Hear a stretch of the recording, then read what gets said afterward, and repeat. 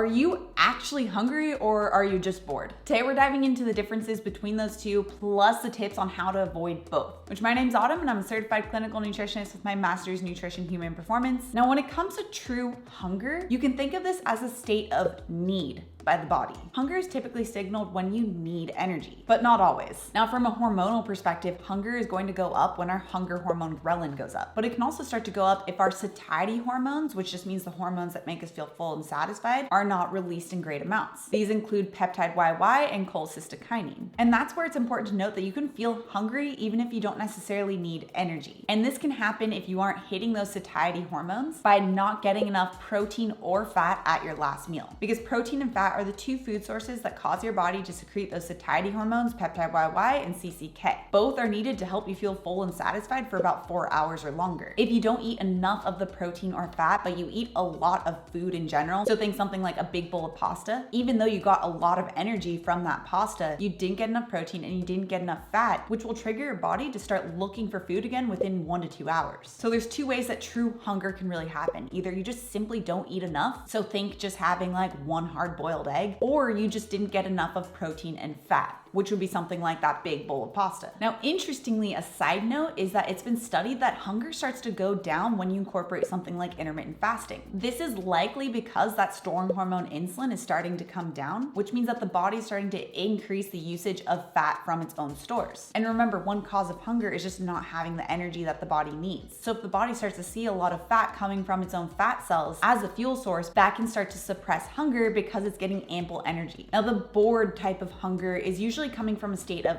want, not of need. And the best way to really determine the difference between these two is that when you're feeling bored hunger, you're typically craving a very specific type of food. Particularly, it's probably going to be something either starchy or sugary. So think things like potato chips, chocolate, cookies, pretzels, goldfish, all of those more snacky items that are rich in starches and sugars. And this bored eating is usually coming from a state of stress. And a lot of these starches and sugars cause the body to release that feel-good hormone dopamine. And the best way to break this habit of that bored eating and reliance on these starchy and sugary foods when you're in that stress state is to make sure that you're first addressing your hunger. If you don't hit those satiety cues of protein and fat, by the time boredom or stress kicks in, it's going to be impossible to not want to eat those starchy or sugary foods. Because not only are you feeling stressed and you're looking for some type of relief, you're also hungry. So you have need and want. And that combination is not going to stop you from reaching for the candy bowl that's at your office or eating an entire large pizza. All of the foods that we know aren't going to make us feel great, but also won't help with achieving weight loss or wellness goals. So stress is always going to be there. There's always going to be stressful parts of life,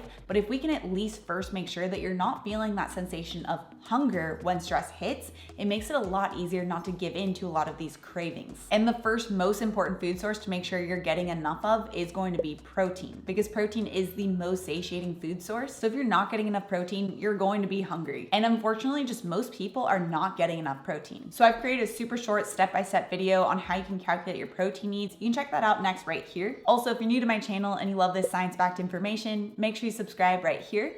Come out with new videos every Tuesday and Thursday. All right, guys, thanks so much for tuning in, and I'll see you in my next video.